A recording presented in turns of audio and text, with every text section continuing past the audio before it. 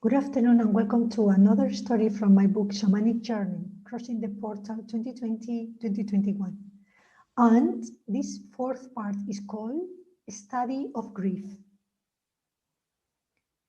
In my previous 3 articles of this Shamanic Journey that I underwent as I crossed the portal of the turn of 2020 into 2021, I described the physical manifestation and energetic connotations of a crystallization of energy that started over 20 years ago and that was finally ready to be resolved and integrated. In this fourth article of this series, I would like to talk about the emotional side that I believe might have started the whole cycle. As I said before, my second molar or tooth number 15 is linked to the stomach, spleen, and pancreas meridians. It is also connected to the throat chakra. In her website, I'll write it down for you, SuBovenisser.com, Susan Bovenisser, a natural health therapist, says, the throat chakra is associated with the jaw, ears, mouth, teeth, and gums. It is paired with the thyroid gland, which dictates our ability to physically grow and parallels that by being about spiritual growth. Is our will center, both personal will and divine will. We are able to hear our own inner voice, the voice of wisdom, compassion, of knowledge, connected to the soul's desire to fulfill its purpose and to express itself authentically, truthfully, and creatively. When I had my root canal at the age of around 32, I was completely identified with the person that I had become then.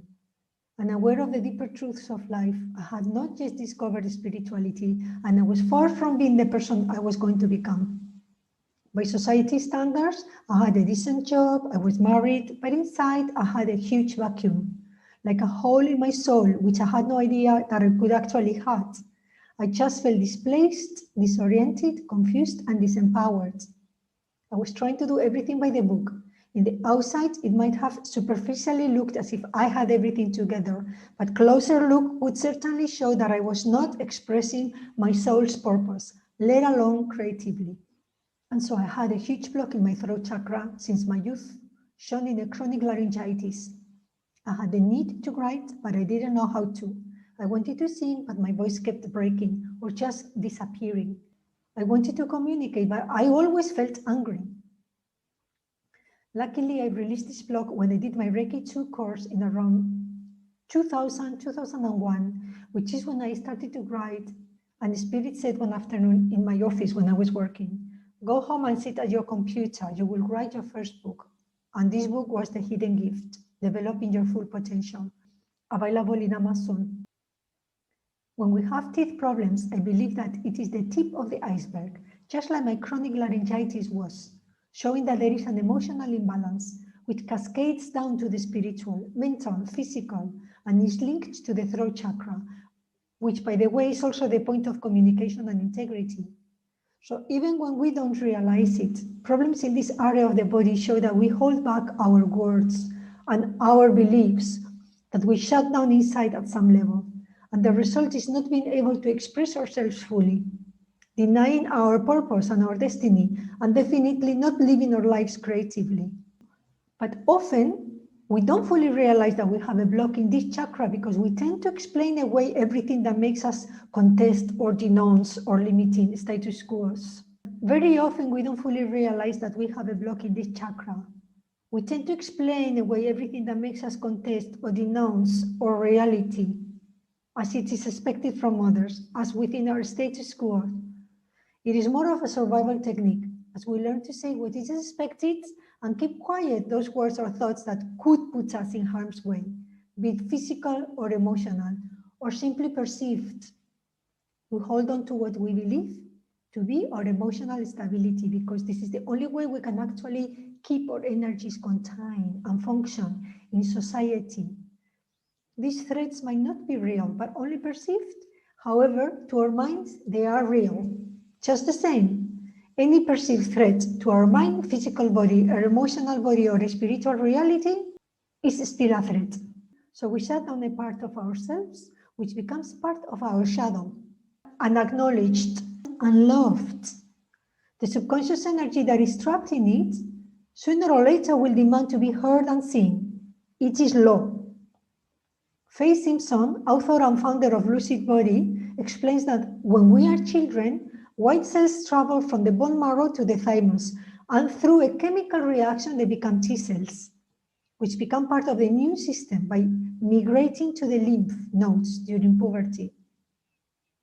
On the other hand, she explains that as the root chakra is linked to the adrenal glands, which produce the fight or flight hormones when we're stressed, the key is that apparently the brain registers emotional pain in the fourth or heart chakra, the same as physical stress is in the first or root chakra, and she defines it as a survival threat. So Faye Simpson says the fourth chakra or heart chakra is considered the center of the emotions, love and grief. Rage is often associated with the first chakra. Grief is not related to actual bodily survival. However, the emotion of grief can trigger a first chakra response, and the body is caught in a state of tension. The Wikipedia explains the emotion of grief as the response to loss, particularly to the loss of someone or something that has died, to which a bond or affection was formed. Although conventionally focused on the emotional response to loss, it also has physical, cognitive, behavioral, social, cultural, spiritual, and philosophical dimensions. While the terms are often used interchangeably, bereavement refers to the state of loss, and grief is the reaction to that loss.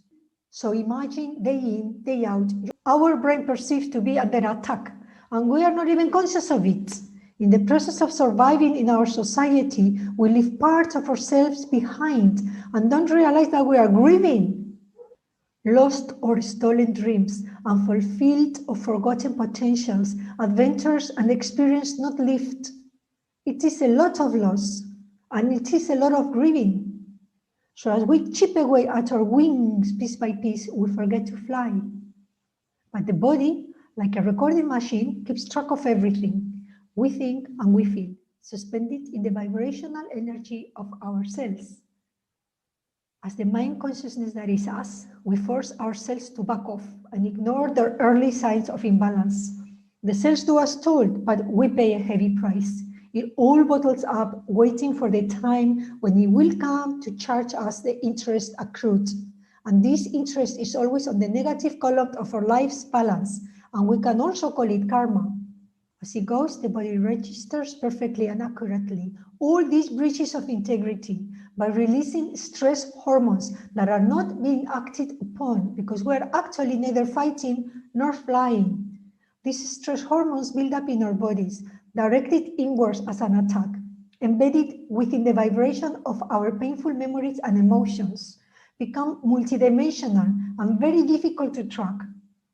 And so when we want to release the sickness, we need to tap into the emotions, which are the key that locks the whole process in place. This process obviously looks backwards. We feel under attack and we withdraw because we don't have the power to maintain healthy boundaries. We force our bodies into denial and we lie to ourselves and the world. Is it any wonder that the whole situation becomes a psychosomatic reality? Faye Simpson holds acting workshops and she says that when her students tap into grief, they seem to get into rage and thus release the pent-up adrenaline and with it express their suppressed feelings. We live in such an aggressive society. Many people are openly competitive, critical and judgmental. Others are passive-aggressive and would even dare to say that all of us are somewhere in between that scale. But furthermore, I have had issues with my stomach all my life. I am far better now than I was 20 years ago because of the long and steady healing process that I have undertaken as I have followed my spiritual path. This was certainly part of my motivation to investigate this issue. What finally caught my attention is that Faye Simpson makes yet another enlightening connection. The pent-up energy affects us in our nervous system capacity to rest and digest. She says that if we slow down our breath, maybe we can connect with the trapped emotions. And when our tears flow, we know that we have finally released the blocked grief, rage pattern. Thank you for listening. See you next time.